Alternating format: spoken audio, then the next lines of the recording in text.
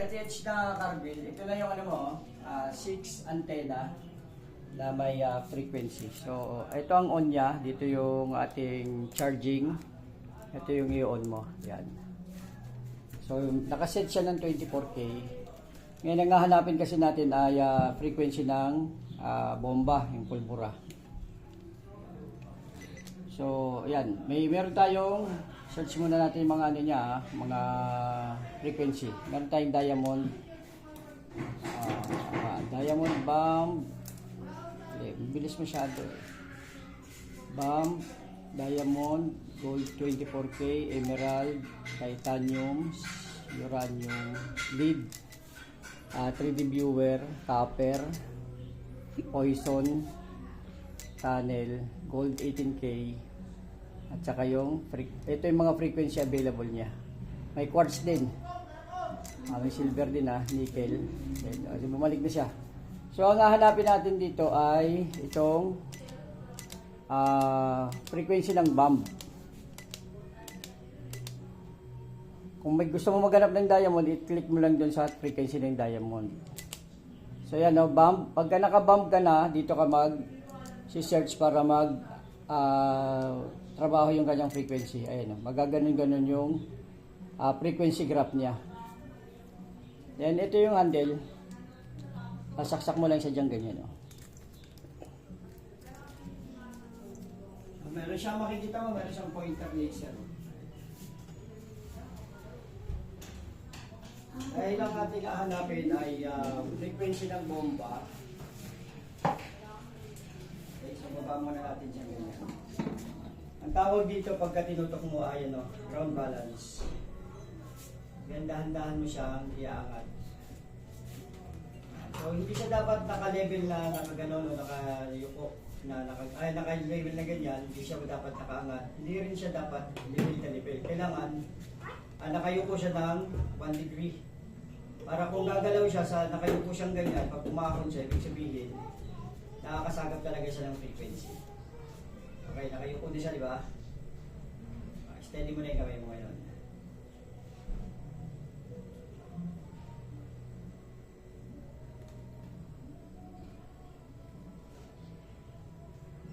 So, yun yung tinuturo ng pointer laser, tingnan mo yung yung pointer laser.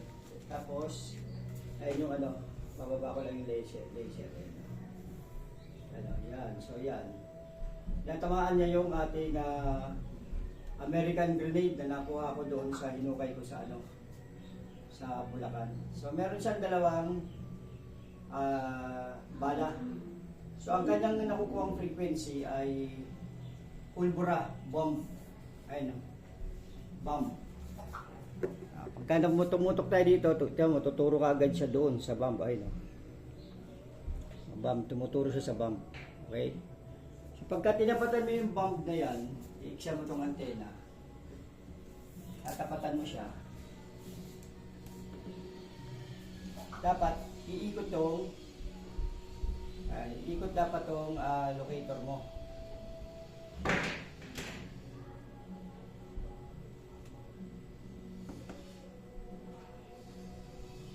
Pagka nakuha niya na yung frequency niya, tuloy-tuloy na yan.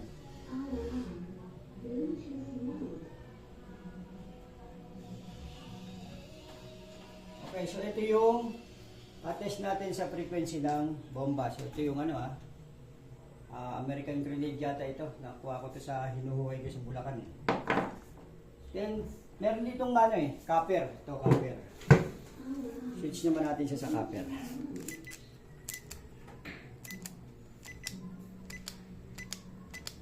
Yan, copper. Pagka naka-copper ka na, switch mo dito sa unahan. Yan, so magpi-frequency na siya. Ganun ulit. Baka mo ng konti itong antena.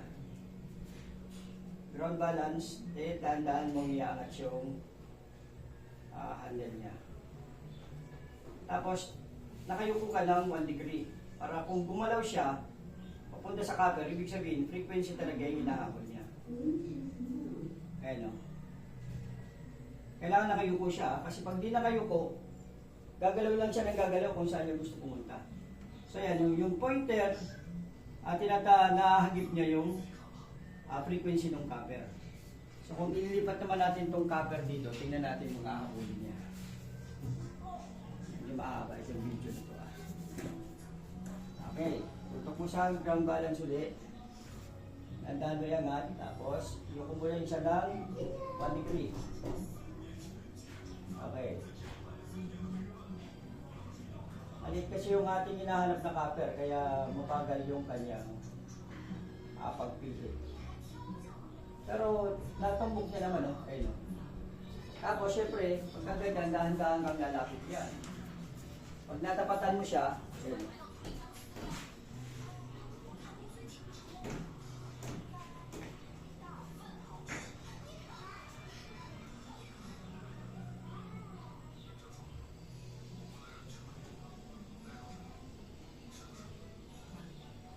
Bumibelo siya eh, gano'n. Pagka nakabelo na yung kanyang frequency, tuloy-tuloy na yung ikot niya. Mag-rotate na siya. Okay. So last test natin para maano siya, i-convince natin na talagang nag-frequency. Ito ay bronze. Okay, tanggalin natin sa pagkakakaper. Ayan. Bronze. Check mo lang dito. Click mo lang to. Yan, mag-frequency ulit siya. Dito naman ako kukuha ngayon. Yan. Baba. Tutok sa lupa. Andaan mong iangat. Tapos ayan, no? Mag-frequency siya sa bronze. So, dadahan ka lalapit dyan ngayon. Kung gusto mong malaman kung nasaan siya. So, pag natapatan mo siya, pipihit siya ng dahan-dahan. Mas maganda pagka huhulihin mo na yung exact location, dapat dalawang kamay gagamitin mo para makuha mo yung balance ng pagpihit nitong itong locator. So ito, may bronze siya. Medyo malakas yung kanyang ito. Okay, so yun ang pinaka-test natin, brother. So ibig sabihin, tatlong frequency yung tinest natin, accurate siya. Gold, gusto mo gold? Gold. Try mo nga gold. Last gold. Pero nga lang mo, bracelet. Bracelet lang. Bracelet lang. Oh, yung bracelet lang.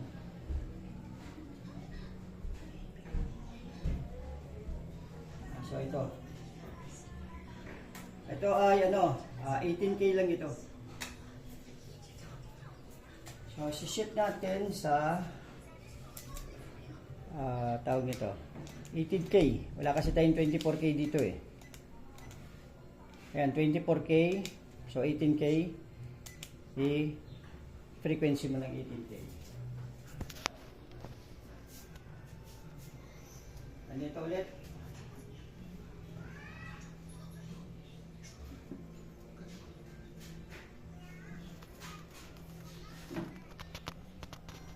Okay. Medyo maliit yung ating tinatarget, kaya naikot siya eh. Baka may mga 18K sa paligid dito eh. Isa pa, bahan natin ang antena sa sentro. Andahan.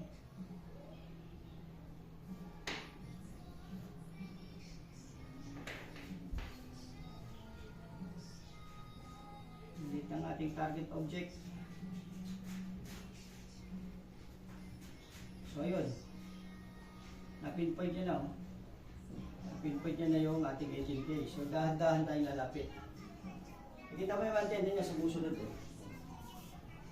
Tapos yan, pagka matatapatan mo siya, dapat dalawang kamay ang gagamitin mo para makuha mo yung balance.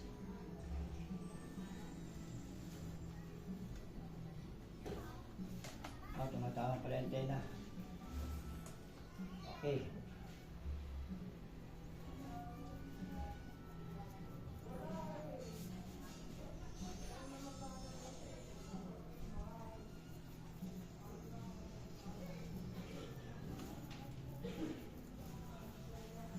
Pagka nakapihit na siya ng dalawang balik, yung kasunod niya, magtutuloy-tuloy na yung kanyang rotation. Okay, so nag-detect sa 18K na bracelet. So, hindi natin matry sa 24K kasi wala kaming 24K dito. Okay, yun lang brother, yung ano nito, ang product test nito at ipapadala ko na sa'yo. Gusto mo kasi siguro inilalagay sa kasin. So, ito na, ka-PH yung ano mo, yung order mo na J-Rods. Gold locator, frequency, maraming frequency ito. Na-demo ko na to kanina. So, pakita natin kung paano binabox. Ayan na, isara niya na. Ay na to, sir. Oo. Ano ba to? Ganyan lang. Ayun pala, nalak. Siya. Ignorante yar.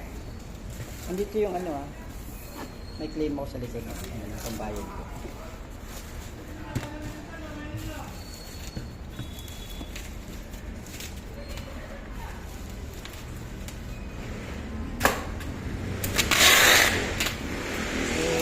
Papunta ito sa ano